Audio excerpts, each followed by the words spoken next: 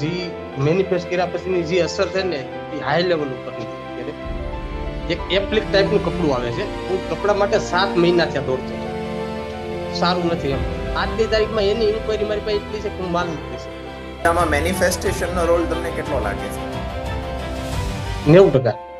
2 ડેઝનો session હતો તમારો, જે મેં ઇન્સ્ટામાં તમારું જોયેલું હતું. લાઈક એ દિવસે બહુ ઇમોશનલ હતી અને સેલેરી એપ્રિલ મહિનાની સેલેરી અમારે અપગ્રેડ થતી હોય છે એવરી એપ્રિલ. આ વખતે સેલેરીનું થોડુંક ડાઉન હતું, એટલા માટે મને થોડુંક હર્ટ ફીલ થયું કે આટલી બધી રિસ્પોન્સિબિલિટી મને આપી છે અને આટલી બધી રિસ્પોન્સિબિલિટી પ્લસ મારું ઇન્ક્રીમેન્ટ આટલું. તમારા સેશન અટેન્ડ કર્યા અને લકીલી 8 કે 9મા દિવસે એ બની ગયું જે મેં વિચાર્યું હતું, જે તમારી ગાઈડન્સ પ્રમાણે જે મેં થોટ રાખ્યા હતા અને એ સાચું થયું સર. એમ તો મેં જે બિફોર 30 ડેઝ આ પ્રોગ્રામ જોઈન કર્યો ને, ત્યારે હું બહુ ડિફરન્ટ હતી. તો આ બહુ જ બિગ અને લાઈફ ચેન્જિંગ મારી માટે આ છે. ભલે 30 ડેઝ મને 2 મહિના પહેલા આંખની સર્જરી કરી હતી અને હું બહુ જ ડિપ્રેશનમાં હતી અને ટેન્શન પણ બહુ જ હતું કે શું થશે. ડોક્ટરને વારંવાર કહું, ડોક્ટરે મને એવું કહ્યું કે 6 મહિના લાગશે તમને આ વસ્તુ થતા. કે મારી જે નવ છે ને એ 75% કામ કરતી હતી. તમારા કેસમાં આ મિરેકલ જ કહેવાય. અને હું 3rd સ્ટેજની કેન્સર પેશન્ટ છું. મને કોઈ જ અત્યારે હાલ હું એક્ટિવિટી બધી જ કરી શકું છું. 3rd સ્ટેજનું હતું, એમાંથી આખી બહાર આવી ગઈ એમ. તમે રિકવર થઈ ગયું તમારું 3rd સ્ટેજનું કેન્સર? હા, થઈ ગયું. 4 વર્ષ થયા. મુખ્ય વાત તો મારે પૈસાથી જ જે અટકી રહ્યું હતું કામ, નક્કી કર્યું હતું બસ આપણે શરૂ કર્યા પછીના 5 દિવસમાં જ સમજાયું. એટલે કે કેટલા દિવસ થયા? 15-20 દિવસ થયા, વધારે. સરસ. 15 લાખની ડીલ થઈ ગઈ. Yes final. મારે હું સવારે જે ઓફિસે જાઉં ને, હા, પછી જે હું રૂટીન કાર્યો કરતો હોઉં, એમાં એ કામમાં જ મને આનંદ લાગવા મળ્યો. અને આ બધું ચેન્જીસ કેટલા દિવસમાં છે? આ 3 દિવસથી, છેલ્લા 3-4 દિવસથી આવું ચાલે છે. 4 દિવસમાં ખાલી? હા. જે મેનિફેસ્ટ કર્યા પછીની જે અસર છે ને એ હાઈ લેવલ ઉપરની છે. એક એપ્લિક ટાઈપનું કપડું આવે છે. હું કપડા માટે 7 મહિના થયા દોડતો હતો. સારું નથી એમ. આજની તારીખમાં એની ઇન્ક્વાયરી મારી પાસે એટલી છે કે હું માલ નથી શકતો. ના, જોબ પણ ચાલુ હતી. જોબ મેં આ 1લી તારીખથી છોડી હતી. અત્યારે 3-4 બિઝનેસ થઈ ગયા એટલે હવે જોબ છોડી દીધી. આ બધામાં મેનિફેસ્ટેશનનો રોલ તમને કેટલો લાગે છે? 90%. આપણે આ શરૂ કર્યું ત્યારે ક્યાં હતા અને અત્યારે કેટલા પહોંચ્યા છીએ? ત્યારે તો પૂરો નેગેટિવમાં જ હતા. જ્યારે ચાલુ કર્યું ત્યારે તો એમ સમજો ને કઈ કરવાની ઈચ્છા જ નહોતી. વસ્તુ કઈ કરવાની નહીં, ખાલી ઊંડી ઘરે બેસવા શીખી. કેમ કે ત્યાં જઈએ તો મન નહોતું લાગતું. મેનિફેસ્ટ કર્યા પછી કે 2 મહિના દિવસ જેવું થઈ ગયું.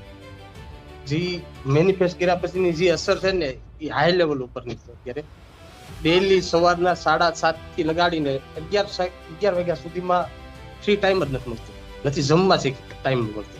આજની તારીખમાં એટલી ઇન્ક્વાયરી છે ને. એટલે મેનિફેસ્ટ રિઝલ્ટ આપે છે. તમારે મેનિફેસ્ટ કરવાનું છે કે તમારે શું કરવું છે. સિસ્ટમને ફોલો કરવાની છે. 7 થી 11 સુધી ટાઈમ જ નથી હવે બિલકુલ. કાઢીને આવી છે હવે તો. ખુશ છો? Are you happy? લાગે હેપી છે જે રિઝલ્ટ માટે જોઈન કર્યું હતું એ બધા રિઝલ્ટ મળી રહ્યા છે આ પ્રોગ્રામમાંથી? નેક્સ્ટ મળી રહ્યા છે. હાઈ લેવલ તો નેક્સ્ટ લેવલ ને હાઈ લેવલ તો છે. નેક્સ્ટ લેવલ તો છો. બહુ સરસ.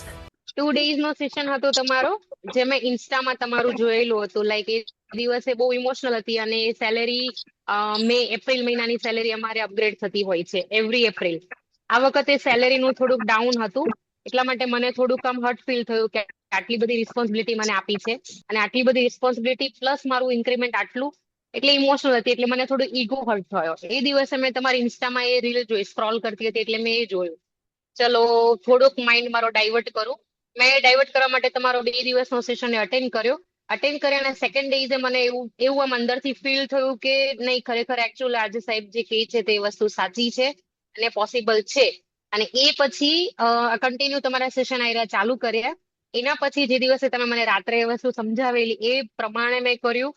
અર્લી મોર્નિંગ એ ગાઈડન્સ પ્રમાણે તમારા સેશન અટેન્ડ કર્યા અને લકીલી 8 કે 9મા દિવસે એ બની ગયું જે મેં વિચાર્યું હતું, જે તમારી ગાઈડન્સ પ્રમાણે જે મેં થોટ રાખ્યા હતા અને એ સાચું થયું સર એમ. પણ એ વસ્તુ નથી વિચારી કે બહુ આગળના લેવલ મતલબ ચેરમેન સુધી મારે બેસવાનું થશે, એ મેં નહીં વિચારેલું સર. પણ એકચ્યુઅલમાં એ થયું એમ. મેં વિચારેલું આટલા સુધી, પણ એ થયું આટલા સુધી એમ. એ બહુ જ સારું થયું, જે થયું તે બહુ જ સારું થયું એમ. Very nice. So that was the part of the game. Sir મેં છે ને આ પ્રોગ્રામ અટેન્ડ કર્યા પછી ઓલમોસ્ટ જે તમારો જે પ્રોગ્રામ છે હેલ્થ, રિલેશન, કરિયર, મની અને બીજું એક જે આસ્પેક્ટ છે વિશેષ કરીને, તો મેં જે બિફોર 30 ડેઝ આ પ્રોગ્રામ જોઈન કર્યો ને ત્યારે હું બહુ ડિફરન્ટ હતી. અને 1 એપ્રિલ મારી લાઈફનું બહુ મોટું એક ડિસિઝન લેવાનું હતું અને એમાં મારી પરિસ્થિતિ એવી હતી કે ડુ ઓર ડાઈ. તો મેં ચૂઝ કર્યું ડુ અને ચૂઝ તો કરી લીધું, પણ પછી આમ અંદરથી બહુ જ એમ હતું કે ચૂઝ કર્યું છે પણ થશે કઈ રીતે, કેમ કે બધી જ રીતે હું ઘણી બધી પ્રોબ્લેમ્સથી ઘેરાયેલી હતી. એની સાથે મારી એક્ઝામ્સ પણ હતી સેકન્ડથી જ. પણ મેં એવું વિચાર્યું કે ગમે તે થાય, આઈ ડોન્ટ વોન્ટ ટુ ડાઈ. અને સ્ક્રોલ કરતી હતી અને મને એક મારી લાઈફમાં છે ને ગાઈડન્સની બહુ જ જરૂર હતી. કારણ કે એ ગાઈડન્સ કોઈ ડિગ્રીથી નથી મળતું, નથી કે સ્કૂલમાંથી મળતું, ક્યાંયથી મળતું નથી.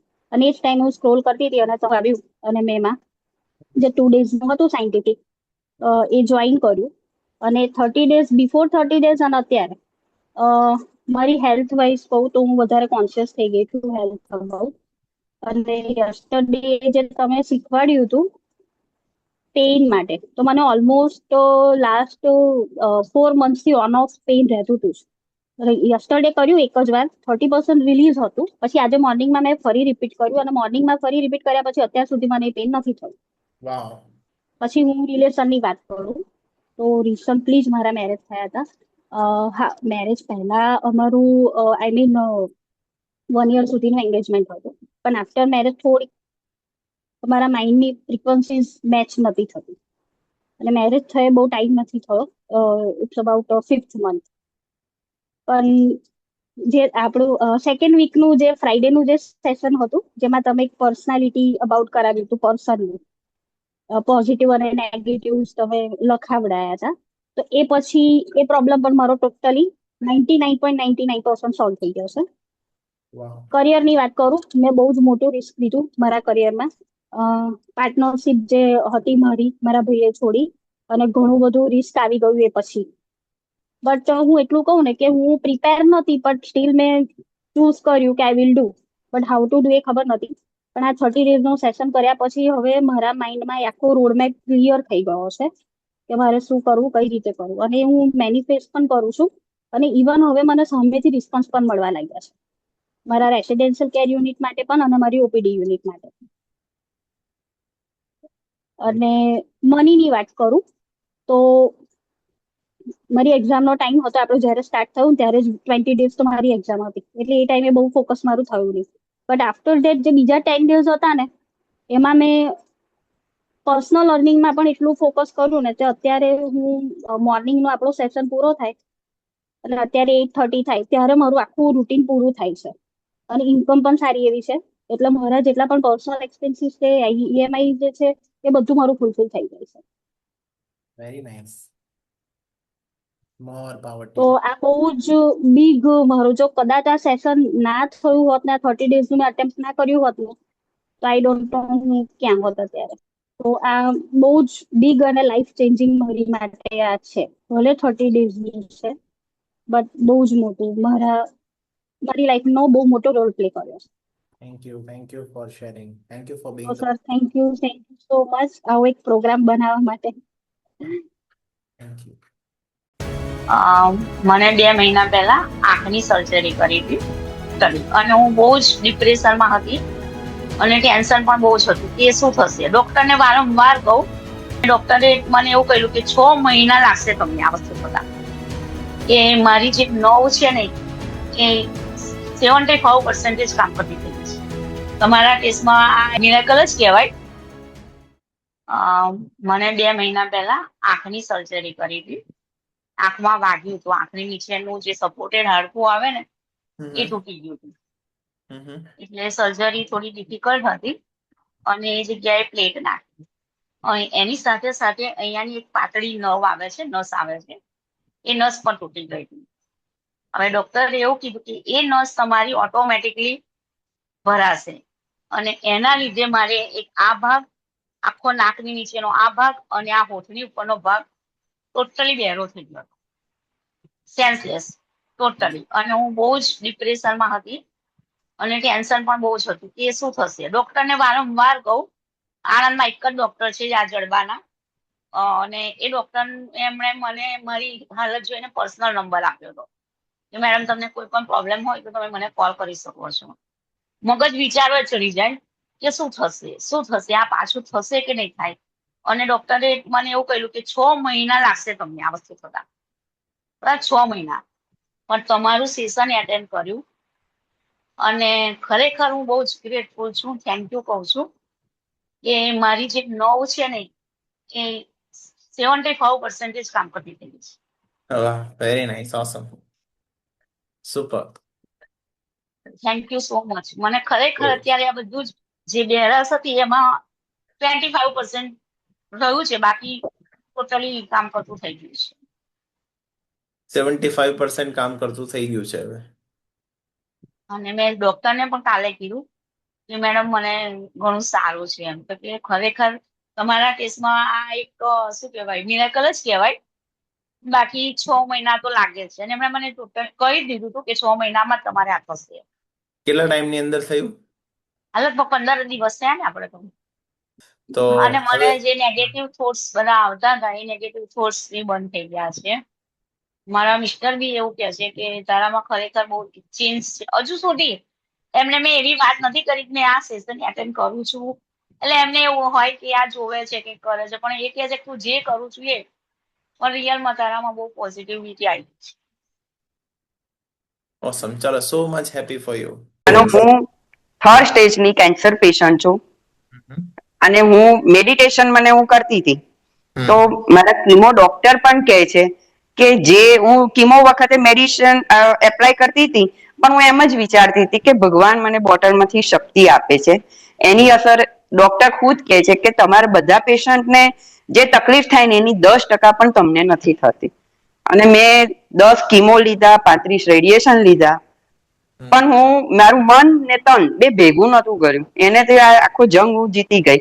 મને કોઈ જ અત્યારે હાલ હું એક્ટિવિટી બધી જ કરી શકું છું. 3rd સ્ટેજનું હતું, એમાંથી આખી બહાર આવી ગઈ એમ. તમે રિકવર થઈ ગયું તમારું 3rd સ્ટેજનું કેન્સર? હા, થઈ ગયું. 4 વર્ષ થયા. પણ મેં ક્યારે એમ વિચાર્યું કે મને કેન્સર છે. મેં એમ જ વિચાર્યું કે ભગવાને મને મકાન રૂપી શરીર આપ્યું છે, જવાબદારી એની છે, મારે એને સાચવવાની છે, બસ. Thank you sir. Very nice, thank you for sharing your experience. મુખ્ય વાત તો મારે પૈસાથી જ જે અટકી રહ્યું હતું કામ, કે આપણે શુક્રવારે નક્કી કર્યું ને કે ભાઈ પૈસાને લખીએ કે ભાઈ મારે આ પેમેન્ટ જોઈએ, કોઈને આવકારીએ બિઝનેસ માટે, ત્યારે જ આગળ વાત થશે. એના માટે આપણને એક વ્યક્તિ મળી ગયા અને એ મારી સાથે 15 લાખનું શેરિંગ કરવા માટે તૈયાર થઈ ગયા અને મને એમાં બહુ જ ખુશી થઈ અને યુનિવર્સનો ખૂબ ખૂબ ખૂબ આભાર માન્યો. કેટલા દિવસની અંદર ક્યારે નક્કી કર્યું તું, કેટલા સમયમાં થયું? નક્કી કર્યું તું બસ આપણે શરૂ કર્યા પછીના 5 દિવસમાં જ, સમજો ને. એટલે કે કેટલા દિવસ થયા? 15-20 દિવસ થયા, વધારે. સરસ, 15 લાખની ડીલ થઈ ગઈ. Yes, final. ખુશ છો? ખૂબ મજા આવી ગઈ, ખૂબ મજા આવી ગઈ. આ વાતને લઈને ખરેખર કેટલું ડિપ્રેશન, ટેન્શન અને બધું હતું કે આપણે એ લેવલ સુધી કામ પહોંચાડ્યું ને હવે આ નહીં હોય તો કઈ થવાનું નથી. એટલે આપણે તો હતા ત્યાં 0 હતા. એ વાત ને ટેન્શન કેટલું હતું કે એને કોઈ હદ જ નહીં. એ ગયું અને ખુશ થઈ ગયા, આગળ વધવા માટે તૈયાર થઈ ગયા. મારે હું સવારે જે ઓફિસે જાઉં ને હા પછી જે હું રૂટીન કાર્યો કરતો હોઉં એમાં એ કામમાં જ મને આનંદ લાગવા મળ્યો. હા નકર તો 15-20 મિનિટ સારું રહે પછી મગજ થોડોક ઊંચો થઈ જાય. હા કેમ કે વર્કરોએ અમુક અલગ અલગ કામ કર્યા હોય એમાં ને એમાં મગજ ન્યાન હવારમાં જ પૂરો થઈ જતો. એની જગ્યાએ આખો દિવસ હવે એને સમજાવવાની આપણામાં ક્રિયા આવી ગઈ. અને બીજું કે એ લોકો કામે વ્યવસ્થિત કરવા મળ્યા અને આમાં આપણને અંદરથી આનંદ આવે છે.